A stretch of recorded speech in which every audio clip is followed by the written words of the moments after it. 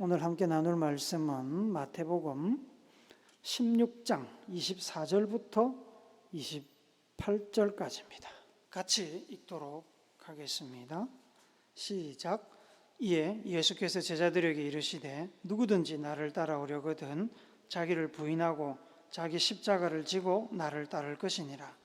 누구든지 제 목숨을 구하고자 하면 잃을 것이요 누구든지 나를 위하여 제 목숨을 잃으면 찾으리라. 사람이 만일 온 천하를 얻고도 제 목숨을 잃으면 무엇이 유익하리요? 사람이 무엇을 주고 제 목숨과 바꾸겠느냐? 인자가 아버지의 영광으로 그 천사들과 함께 오리니 그때에 각 사람이 행한 대로 갚으리라. 진실로 너희에게 이르노니 여기 서 있는 사람 중에 죽기 전에 인자가 그 왕권을 가지고 오는 것을 볼 자들도 있느니라. 아멘. 요즘은 잘 쓰지 않는 격언 중에 제가 우리 신우 형제 나이 좀 그때 많이 쓰던 격언이 하나 있습니다. 그게 뭐냐면 젊을 때 고생은 사서도 한다. 요즘은 잘 안 씁니다. 왜냐하면 이런 소리 하면 라떼 소리 듣고 꼰대 소리 듣기 때문에 잘 하지 않습니다. 젊은 시절에 돈을 내고라도 일부러라도 고생을 한다는 말입니다. 왜냐하면 고생은 사람을 성숙시킵니다. 평상시에 경험할 수 없는 많은 것을 고생 중에 우리는 경험할 수 있습니다. 평상시에 우리가 경험하는 것이 열이라면 고생하면서 지나가는 그 시간 동안 우리가 배우는 것은 20, 30, 50, 100이 될 수 있습니다. 그 시절에 그렇게 생각했습니다. 그때는 사회적 분위기가 젊을 때 고생하는 것이 미래를 위한 약이 되고 좋은 경험이 된다고 생각했기 때문에 어떤 면에서 젊은 날의 고생을 장려하기도 했습니다. 그래서 사서 한다는 말입니다. 그런 분위기에 있었기 때문에 고생 끝에 낙이 온다 이런 격언도 굉장히 많이 사용을 했습니다. 영화에 보면 대기업의 회장님이 그 철부지 아들 혹은 손자 사람 만들려고 집에서 쫓아내고 일부러 막 고생시키는 영화가 있습니다. 처음에는 불평하고 원망하고 어쨌든 그 상황에서 벗어나려고 몸부림치다가 영화 후반부에 가면 어떻게 됩니까? 깨닫죠. 그렇게 깨닫고 영화 말미에 개과천선한다는 그런 영화 많이 보셨을 겁니다. 물론 요즘은 사회 분위기가 많이 바뀌었습니다. 자식들이 할 수만 있다면 고생하지 않고 성공하기를 부모들도 바라고 본인들은 더 말할 것도 없지요. TV에 나오는 주식 부자, 복권 당첨된 사람, 부모 잘 만나서 어릴 때부터 건물주 된 사람들, 식당이 대박난 셰프들, 몇 년 사이에 재계 서열 상위권에 오른 수많은 인터넷 기업들, 이런 걸 보면 성공이 그리 어렵지 않은 것처럼 보입니다. 많은 사람들이 대박을 기대하며 고생 없이 성공하려고 달려듭니다. 그러나 현실은 그렇게 호락호락하지 않은 것을 배우는 데는 시간이 그리 많이 걸리지 않습니다. 자신의 현실은 TV나 SNS에서 보는 그 성공한 사람들의 현실과 다르다는 것을 느끼면서 어떤 사람들은 마음을 다잡고 다시 열심히 도전한 사람도 있지만 어떤 사람들은 현실과 이상의 괴리를 견디지 못하고 일찌감치 꿈을 포기하고 잘못된 선택을 하는 이들도 많은 것이 사실입니다. 젊어서 하는 고생을 당연히 여기고 포기하지 않고 도전하는 사람들과 고생을 단지 피해야 될 것, 더러운 똥처럼 여기고 괴로워하고 피할 궁리만 하는 사람들 사이는 확실히 차이가 있습니다. 고생을 삶의 한 단계 미래를 위한 투자와 훈련으로 여기고 계속 도전하는 사람들이 저희 세대에만 있었겠습니까? 이 세대에도 있을 겁니다. 어떤 사람들이 성공할까요? 고생을 고생으로만 여기고 피할 생각만 하면서 괴로워하는 이들이 성공할까요? 아니면 고생을 삶의 한 단계 미래를 위한 투자와 훈련으로 여기고 계속 도전하는 사람이 성공할까요? 아무리 시대가 바뀌어도 고생을 두려워하고 피하는 사람보다는 고생을 받아들이고 학습의 기회로 삼고 앞으로 나가는 사람들이 성공할 확률이 높지 않겠습니까? 하나님께서 계획하시고 진행하시는 일을 우리가 다 이해할 수는 없습니다. 분명한 것은 하나님께서 하시는 일은 반드시 사람을 위한 일이고 인류를 위한 일이고 창조의 목적을 이루기 위한 일이라는 겁니다. 천지와 사람을 창조하신 하나님께서 창조의 목적을 이루기 위해서 여러 가지 일을 하시지만 그 일들이 항상 우리 눈에 보기에 성공적이고 좋은 것은 아닙니다. 어떤 일은 뒤에 따라올 좋은 결과를 위해서 당장 눈으로 보기에 힘들고 어려운 것도 많이 있습니다. 다르게 표현하면 하나님께서는 하나님의 뜻을 이루기 위해서 많은 경우에 우리에게 고난과 고생, 어려움을 주신다는 말입니다. 우리 생각에는 과정도 좋고 결과도 좋으면 금상첨화겠지만 하나님은 다르게 생각하신다는 말입니다. 그래서 하나님께서는 모세를 무려 40년 동안 미디안 광야에서 양치는 목동으로 내버려 두셨습니다. 말이 40년이지. 40년 동안 목동을 했으면 여러분 40년 전에 내가 왕자였는데 뭐 이런 생각 하겠습니까? 다윗을 도망자 신세로 내몰아서 살기 위해서 침을 질질질 흘리며 바보짓까지 하게 하셨습니다. 여러 번 죽을 고비를 넘기게 하셨습니다. 요셉을 노예로 팔려가게 하셨고 일하던 집에 여주인의 계략에 빠져서 죽을 고비를 넘기게 하셨습니다. 고난과 고생 그 자체는 좋은 것이 아니지만 그 고난과 고생을 통과해야만 얻을 수 있는 열매가 있기 때문에 하나님께서는 우리에게 고생과 고난을 허락하십니다. 하지만 우리가 그런 하나님의 뜻을 잘 이해하지 못할 때가 많지요. 한 치 앞도 내다보지 못하는 우리가 어떻게 천리말리 물속 같은 하나님의 뜻을 다 이해할 수 있겠습니까? 이해하지 못하니까 우리 실수하고 엉뚱한 짓을 합니다. 예수님께서 하나님의 뜻을 너무 잘 알고 계셨기 때문에 마태복음 16장 21절에 보시면 본인이 예루살렘으로 올라가서 종교 지도자들의 음모에 빠져서 체포되고 고난받고 죽게 될 것을 미리 아시고 제자들에게 그 마음의 준비를 하도록 알려주셨습니다. 야, 나 곧 죽을 거야. 그런데 제자들은 예수님이 보는 것을 보지 못했습니다. 인간적으로 볼 때 예수님이 하시는 말은 결코 성공의 말도 아니고 긍정의 말도 아니고 제자들을 생각하는 제자들의 앞날을 걱정하는 말도 아니고 이스라엘을 로마에서 구원할 구원자의 말도 아니었습니다. 그래서 베드로가 어떻게 했습니까? 절대로 그런 일이 일어나서는 안 됩니다. 벌쩍 뛰면서 예수님께 따지듯이 항변을 했습니다. 노 절대 안 됨. 예수님 딴소리 하지 마시고 지금 이대로만 갑시다. 그러는 겁니다. 베드로의 이야기를 듣고 예수님께서는 마태복음 16장 23절에서 이렇게 이야기하십니다. 네가 하나님의 일을 생각하지 아니하고 도리어 사람의 일을 생각하는도다. 베드로를 비롯한 베드로만 그랬겠습니까? 베드로를 비롯한 제자들은 예수님께서 반드시 겪어야 되는 이 십자가의 고난과 죽음을 이스라엘 백성들뿐만 아니라 인류 전체를 구원하는 하나님의 구원 계획의 그 과정으로 보지 못했습니다. 대신에 조국 이스라엘을 로마로부터 독립시키고 제자들이 모두 예수님의 왕국에서 한자리하는 그 핑크빛 미래를 방해하는 장애물로 본 겁니다. 예수님께서는 베드로와 제자들의 그러한 시각을 지금 책망하고 계신 겁니다. 사도 바울이 말씀합니다. 로마서 8장 5절부터 8절 말씀을 같이 읽읍시다. 같이 읽습니다. 시작.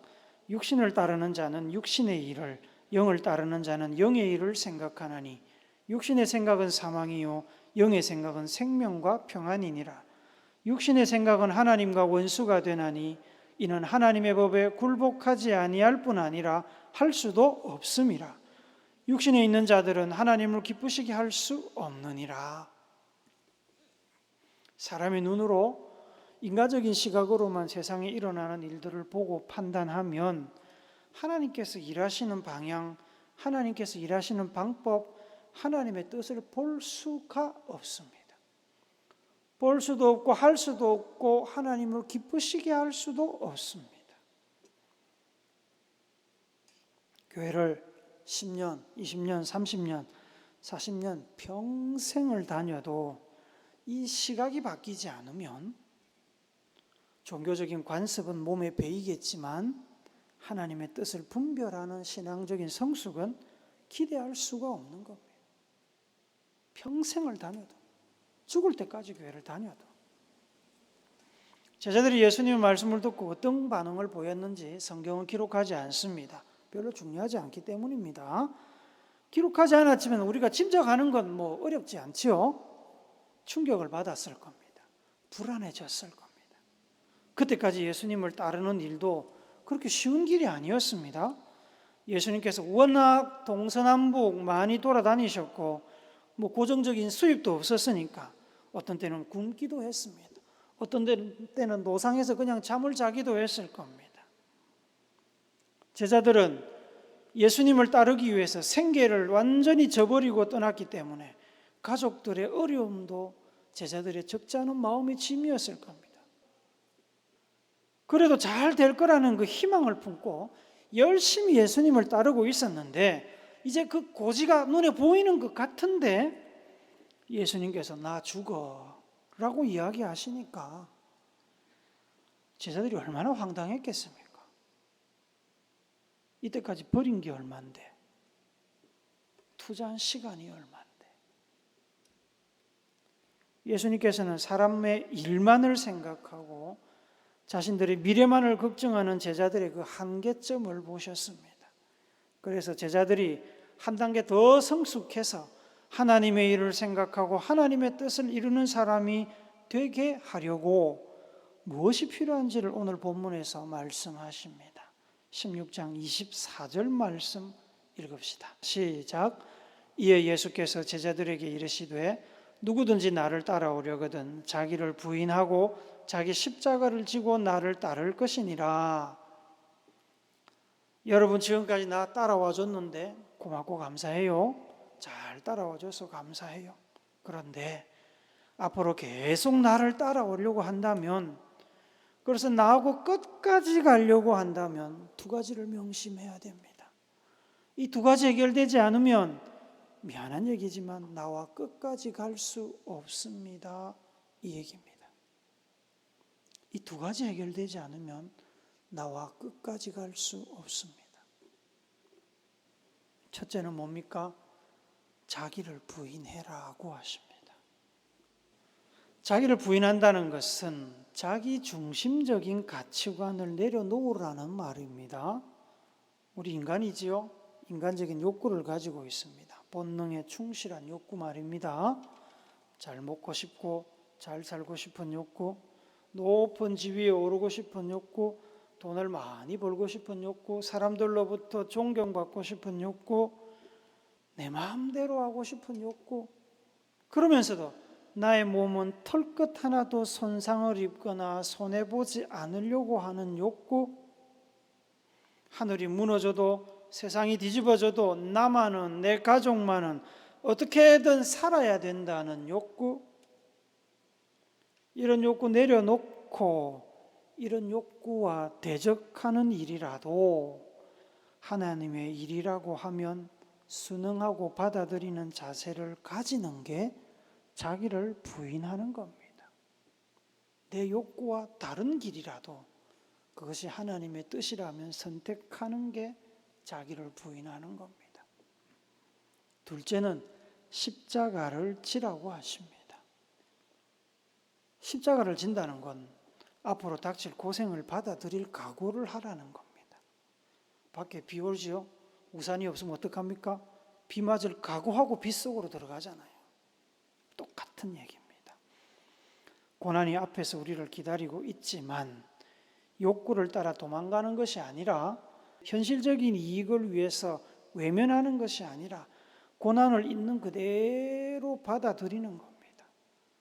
당대 최악의 사형법인 십자가 사형이 눈앞에서 나를 기다린다고 해도 도망가지 않고 십자가 위에 오를 마음의 준비를 한다는 겁니다.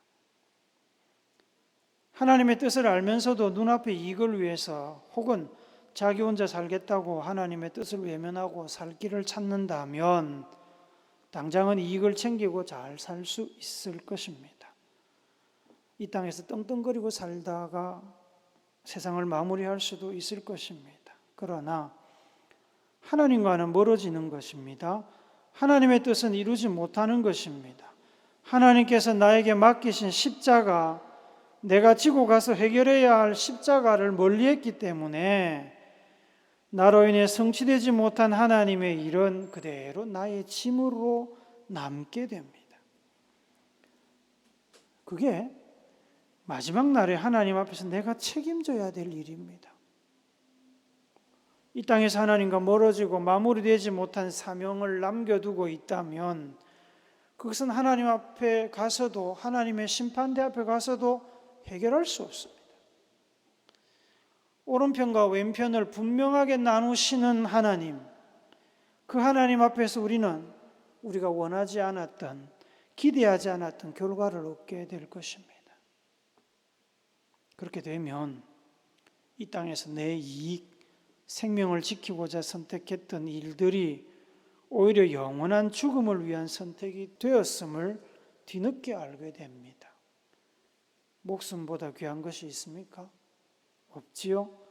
100년이면 썩을 육신을 위해서 영원한 생명을 포기하는 어리숙한 선택을 한 것입니다. 이 교회는 미국 뉴욕에 있는 자드슨 기념교회입니다. 1893년도에 지어졌습니다. 이 교회를 설립한 에드워드 자드슨 박사가 1893년에 이 교회 헌당식을 하면서 자기의 아버지, 버마 선교사였던 에도니람 자드슨을 기억하면서 이런 이야기를 합니다. 고난과 성공은 동행합니다. 만일 여러분이 고난을 받지 않고 성공하고 있다면 그것은 여러분의 이전 사람들이 고난을 받았기 때문일 것입니다. 만일 여러분이 성공을 하지도 않고 고난을 받는다면 여러분의 후손들에게 성공의 면류관이 안겨질 것입니다. 우리의 삶 가운데 오는 고난과 고생은 결코 헛된 것이 아니라는 말입니다. 고난은 반드시 성공과 동행합니다. 시차가 있을 수 있습니다.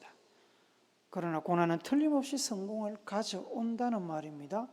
내 때에 가져오지 않으면 내 다음 세대에 가져옵니다. 이재용 목사가 씨를 뿌려서 이지수가 거둘 수 있는 겁니다. 아니면 이지수의 다음 세대가 거둘 수도 있겠죠. 시편 126편 6절 말씀을 같이 봅시다. 시작. 울며 씨를 뿌리러 나가는 자는 반드시 기쁨으로 그 곡식단을 가지고 돌아오리로다. 아멘. 아멘. 믿으시기 바랍니다. 내 말이 아닙니다. 하나님이 하시는 말씀입니다. 울며 씨를 뿌리러 나가는 자는 반드시 기쁨으로 그 곡식단을 가지고 돌아오리라. 고난의 씨앗을 뿌리면 열매는 반드시 돌아온다는 얘기입니다. 여러분 옆에 누가 별로 고생하지도 않는데 잘 풀리고 성공하는 사람이 있으면 배 아파할 필요가 없습니다. 보이지 않는 곳에서 그가 여러분보다 훨씬 많은 땀을 흘리고 있을 수도 있고요. 그의 부모, 그의 조부모가 그만큼 고생의 땀방울을 흘렸기 때문에 그 열매를 그가 거둘 수도 있습니다. 여러분이 열심히 했는데도 성과가 안 나온다고 실망할 필요도 없습니다. 여러분이 흘린 고생의 땀은 언젠가 싹이 나서 여러분의 자녀들, 여러분의 후손들, 여러분의 이웃들, 여러분이 속한 나라가 그 열매를 거둘 수도 있습니다.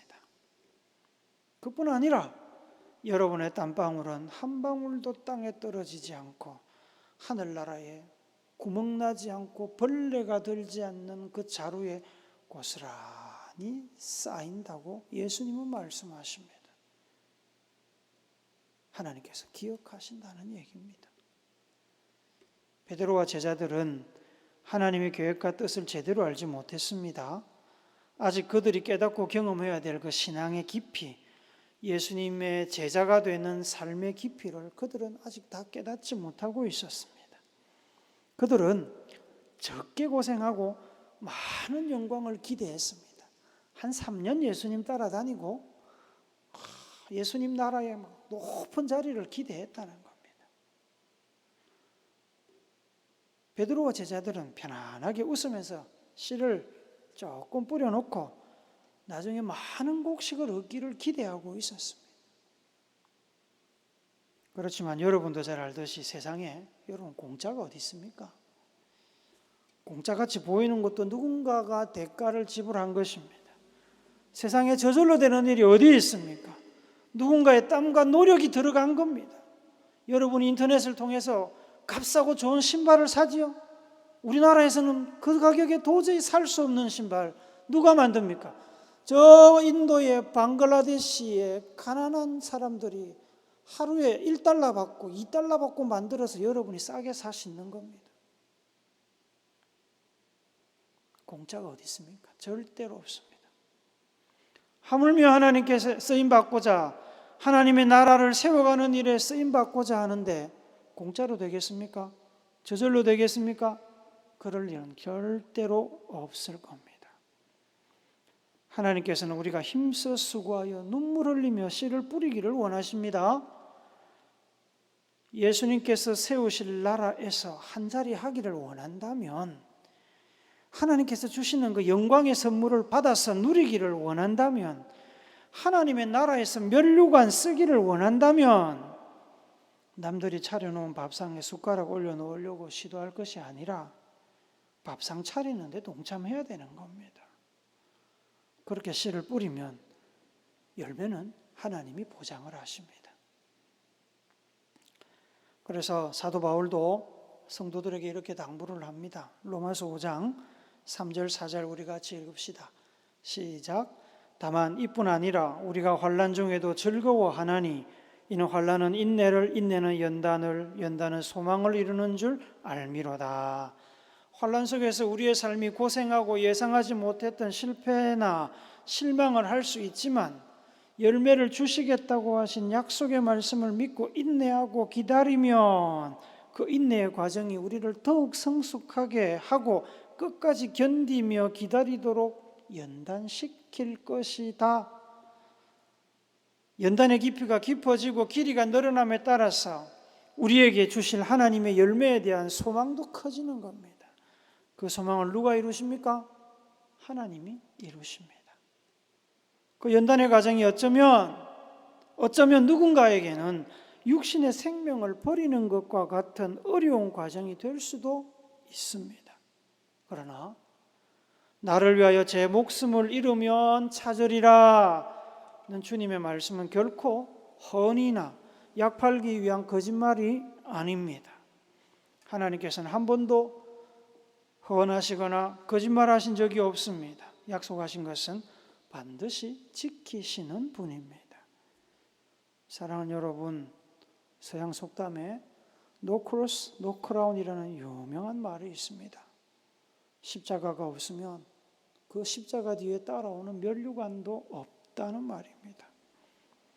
여러분 주변에 태어날 때부터 부유한 사람들이나 큰 고생 없이 잘 풀리고 성공하는 사람들이 있어도 부러워할 필요, 낙심할 필요 전혀 없습니다. 남의 노력과 희생으로 뿌린 씨에서 나온 열매는 내 것이 아닙니다.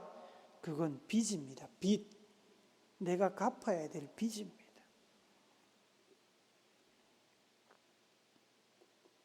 내가 땀 흘려 뿌린 씨앗에서 난 열매만이 진정한 나의 열매입니다. 내가 한 걸음 한 걸음 전진하며 이루어낸 삶만이 나의 삶입니다. 내가 지고 간 그 십자가만이 나를 위해 만들 수 있는 하늘보좌와 면류관의 재료가 될 수 있습니다.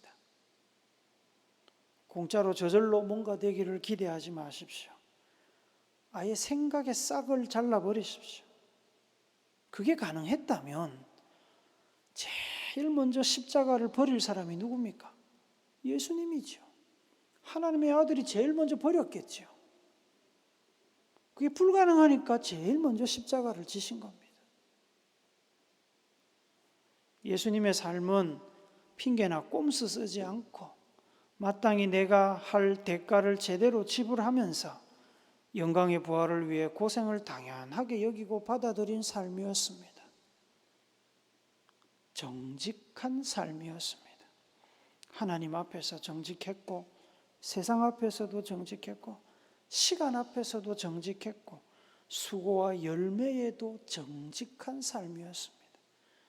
뿌리지 않은 걸 거두려고 애쓰지 않으셨습니다. 그건 우리가 오늘 살아야 될 삶이기도 합니다.